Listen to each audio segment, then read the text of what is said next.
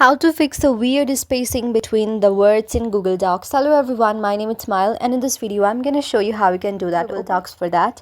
And after do that, choose your preferred document on here, and you can just write anything here, anything,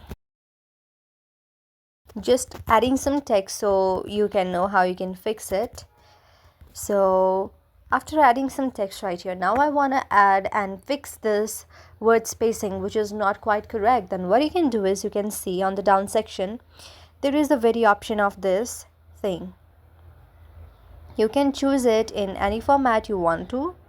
You can choose it simply like here as well. So sometimes it might be alternatively and very zigzag, so you can just choose the left. You can add it from the left line, from the right line, from the middle, and anything you want to from this section right here. Also you can add some bullet points if you want to, which you can see it right here. You can move it wherever you want to, the bullet points. Also you can go back as well, and you can also number it, you can also bullet it, and many things here. So yes, that's how you can do it. You can also fix the spacing and also add the bullets or numbers or anything you want to on the Google Docs.